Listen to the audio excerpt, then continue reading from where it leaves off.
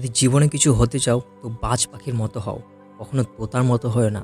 তোতা বলে তো অনেক, কিন্তু বেশি উঁচুতে উঠতে পারে না। বাজ বলে অনেক কম, কিন্তু সবার চেয়ে উঁচুতে ওড়ে। আর সব পাখির রাজা হয় বাজ। আজ আমি তোমাদের এমন 5টি পয়েন্ট বলবো যা সবার বাজ পাখির থেকে শেখা উচিত। আর জীবনের অনেক কিছু শেখার আছে এই 5টি পয়েন্ট থেকে। Point number 1, eagle fly alone. বাজ একা ওড়ে, অন্যান্য পাখিদের তুলনায় সবার উঁচুতে ওড়ে। বাজ একা উড়বে, কিন্তু কখনো ছোট কোনো পাখিদের সাথে উড়বে না। বাজ হয় কোনো বাজের সাথে উড়বে, আর না হয় একলা উড়বে। এর থেকে আমরা শিখতে পারি যে ছোট ভাবনার মানুষদের থেকে দূরে থাকো আর একলা থাকো।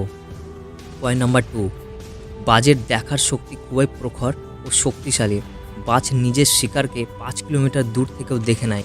আর যখন লক্ষ্য দেখে নেয়, তখন যতই যে কোনো সমস্যা আসুক না কেন, সব সমস্যা পার করে নিজের লক্ষ্যে পৌঁছায়। এটা থেকে আমরা শিখতে পারি যে নিজের ভিশন ক্লিয়ার রাখো। জীবনে যত সমস্যায় আসুক না কেন, সব সমস্যাকে কাটিয়ে নিজের লক্ষ্যে পৌঁছানো। পয়েন্ট নাম্বার 2, ইগল নেভার ইট ডেড থিংস। বাজ কখনো মরে যাওয়া জীবজন্তুকে খায় না। বাজ সবসময় জীবন্ত শিকার করে।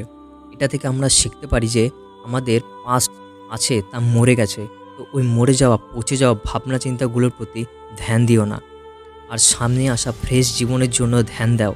তোমার পাস্টে যে পুরনো স্মৃতি তোমাকে কষ্ট দেয়, সেগুলোকে ওখানেই থাকতে দাও যেখানে থাকার দরকার। আর তোমার পাস্টেই থাকতে দাও, বর্তমানে কোনো জায়গা দিও না। কারণ একবার যদি তোমার পাস্ট প্রেজেন্টে চলে আসে, তাহলে তোমার পাস্ট তোমাকে কখনো প্রেজেন্টে থাকতে দেবে না। পাস্ট তোমার সাথে যতই খারাপ হোক না কেন, ওই সব ভাবনা চিন্তা সব মরে গেছে। আর ওই বাজ পাখির মতো হও যা কখনো মরে যাওয়া জিনিস খায় না।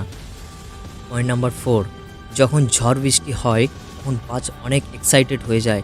যখন বৃষ্টি হয় তখন সব পাখি লুকিয়ে বসে থাকে, কিন্তু বাজ অনেক মজা লাগে। যখন জোরে হাওয়া হয় তখন হাওয়ার সাহায্যে আরও জোরে উপরে উঠতে থাকে। উঠতে উঠতে এত উপরে উঠে যায় যে মেঘের থেকেও উপরে উঠে যায়। আর এটা থেকে আমরা শিখতে পারি যে সমস্যার মধ্যেও মজা খোঁজো। আর নেপোলিয়ান একবার বলেছিল, প্রতিটি সমস্যা একটি সমান বা অধিক সুযোগ নিয়ে আসে। পয়েন্ট নাম্বার 5, বাজ নিজের বাসার মধ্যে নরম জিনিসগুলোকে ফেলে দেয়, যাতে বাজের যে বাচ্চারা হয় যাতে বাসাতে কমফোর্টেবল হতে না পারে। যদি কমফোর্টেবল হয়ে যায় তাহলে ওখানেই থাকতেই পছন্দ করবে, আর এটা বাজ কখনো হতে দেবে না। বাজ একটি পাখি, কিন্তু পাখিটাও জানে there is no growth in comfort zone.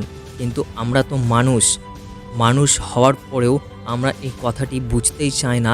তুমি যত বেশি কমফর্টের মধ্যে থাকবে, তোমার জীবন আগামী সময়ে তত বেশি আনকমফোর্টেবল হয়ে যাবে।